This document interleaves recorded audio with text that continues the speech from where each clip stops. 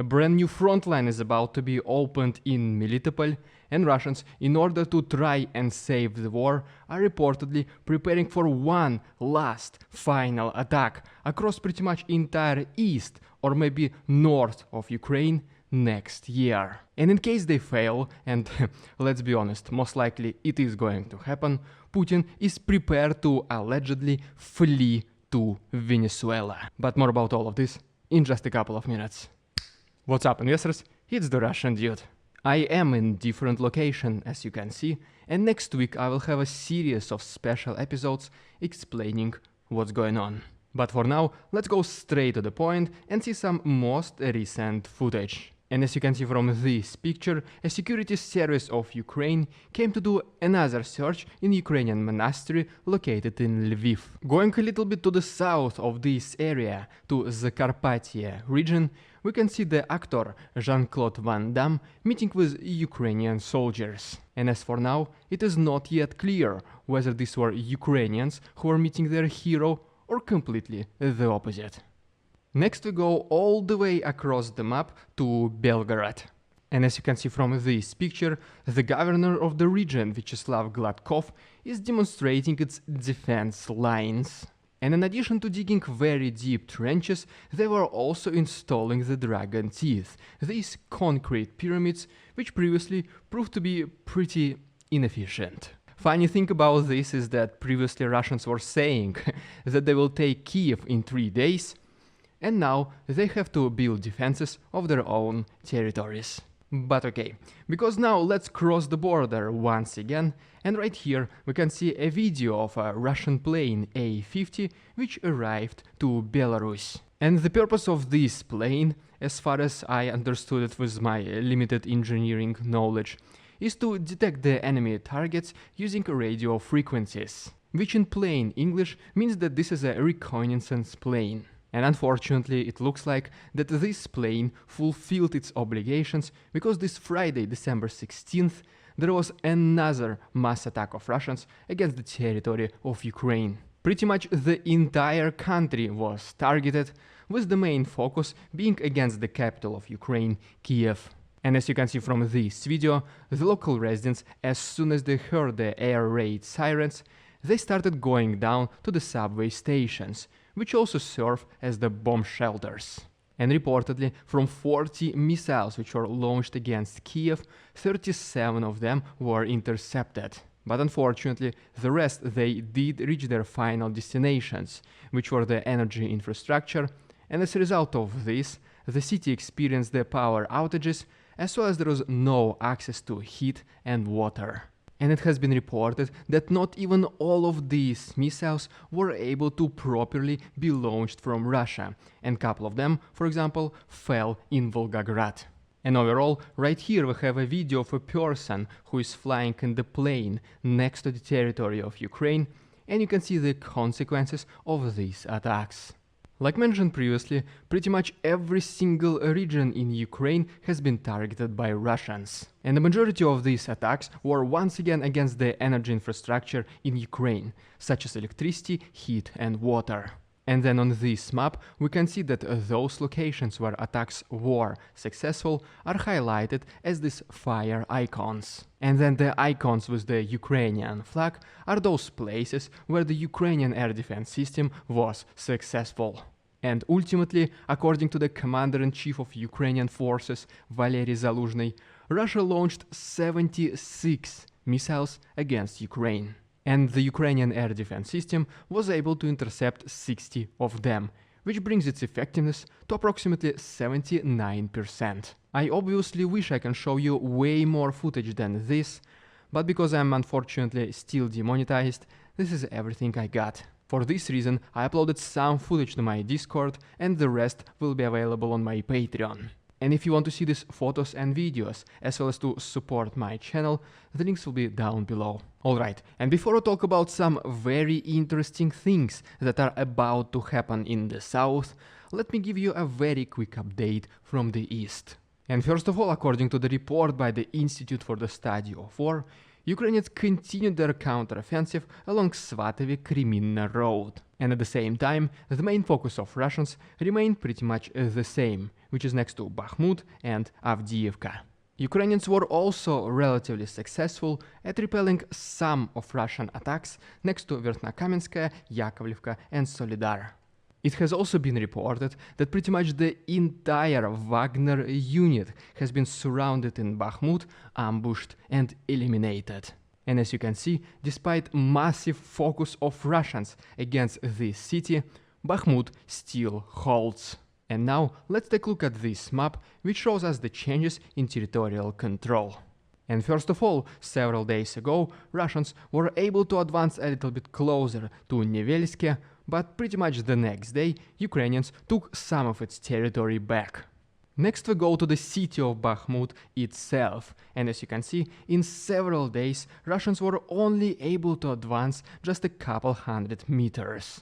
But as we move a little bit to the north, we can see that Russians advanced to the south of Pridhorodnya.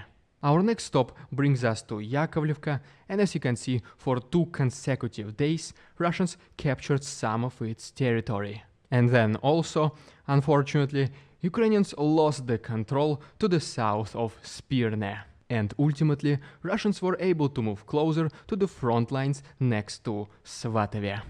There is also some footage from the east I wanted to show you, but due to ongoing, once again, demonetization, I won't be able to do it in the nearest future, and for now I will just update you on the situation as soon as I get any updates myself. Alright, and now let's talk about some very intriguing news from the south. And I have a pretty big feeling that something major will start happening in the near future. And if you don't want to miss these events as soon as they start happening, just please consider liking this video and subscribing to my channel. You can also follow me on Instagram because I'm no longer in Canada and I'll be posting some stories. Alright, so first of all, according to the same report by the Institute for the Study of War, Russians continued their defensive operations along Dnipro River. And these objectives are mainly fulfilled by the fresh conscripts who are reportedly and allegedly trying to cover the retreat of their more senior officials. And at the same time, an attack of Ukrainian partisans against Russian energy infrastructure has been reported in Berdyansk. At the same time, the artillery duels between two countries continued on both sides of Dnipro River. And right here, for example, one of the buildings that Russians were able to damage is the Kherson City Administration building. In addition to building defenses to the south of Dnipro River, Russians were also digging trenches in Crimea, if you remember from one of my previous episodes. And then right here, we can see that even more trenches and dragon teeth concrete pyramids were installed close to Yevpatoria. But as you can see right here, Yevpatoria is already located deep inside Crimea Peninsula. Which potentially means that Russians are expecting the Ukrainian attack even from the Black Sea. And speaking about the retreat of Russians, you already pretty much know that the 3 main directions where they go is to go deeper inside Kherson region, is to go to Crimea and to go to Zaporozhye. And so far, it might not look like that much is happening, but rest assured that this retreat is happening, it just happens way slower than maybe Ukrainians wanted. And the reason for this is so that Russians can bring along their military equipment and vehicles instead of giving up them to Ukrainians. And then according to this article, the next major frontline in this war can become the battle for Melitopol.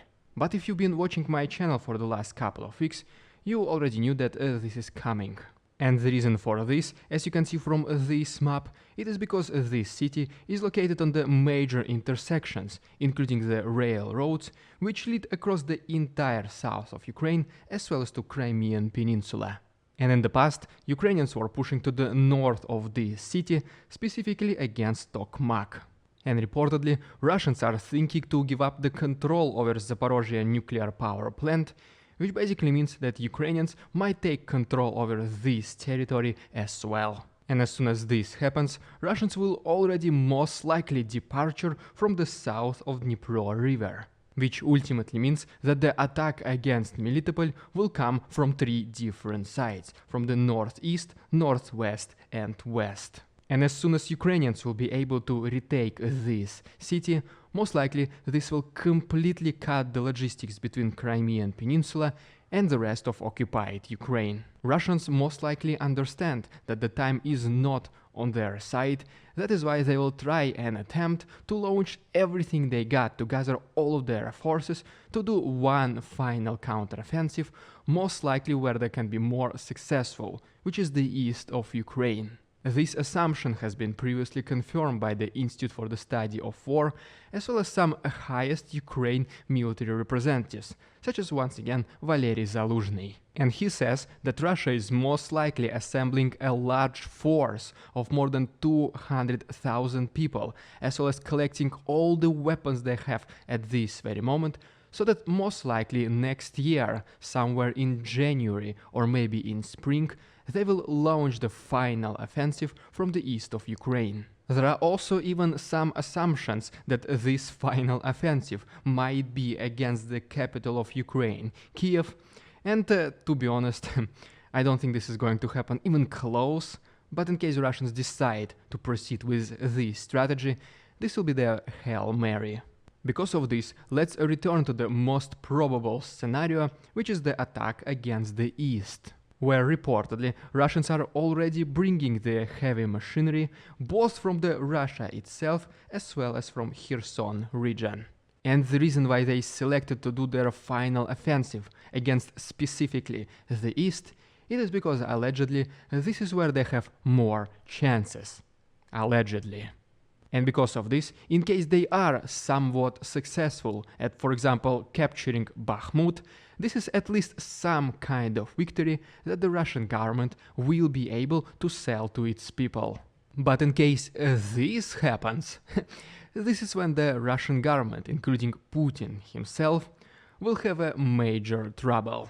Just imagine this. At first, Russia promised its people that they will be able to take Kiev in like a couple of days, and then, unfortunately for some unforeseen circumstances, this special military operation was extended for more than 9 months. The next step is that Russia illegally annexed Lugansk, Donetsk, Zaporozhye and Kherson regions, or whatever they called it, is that they liberated Ukrainians from these bad Ukrainians. And then, when the army of Ukraine started retaking back its own territories, Russia suddenly said like, you know, we are not in a rush in taking Kherson and Zaporozhye, so for now let's just focus on the east.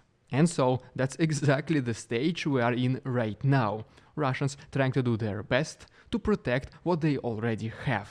And so once again, imagine if they fail here as well. Putin will only be left with Crimea. And at this point, it will obviously be much easier for Ukraine to concentrate its efforts just on this peninsula instead of spreading its forces across half of the country. And what I'm basically trying to say is that Crimea, the alleged legacy of Putin, is not that safe either.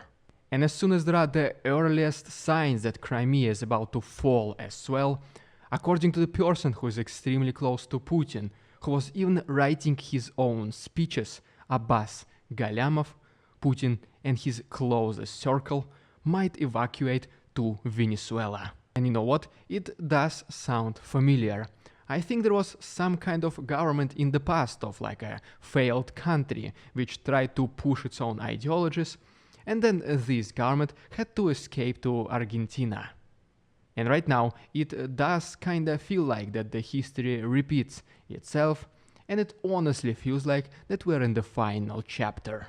But obviously for now, this is a huge speculation, but just imagine in case this is true, and as soon as these events start happening, if you don't want to miss any of these updates, just please once again subscribe to my channel. And if you want to support my work, which right now is extremely appreciated because I'm still being demonetized, you can consider becoming my channel member, use a PayPal link, or become my Patreon, where you receive the access to all the footage from the episode. You can find all the other useful links to the right and down below. Thank you so much for your attention, товарищи, and see you on Monday.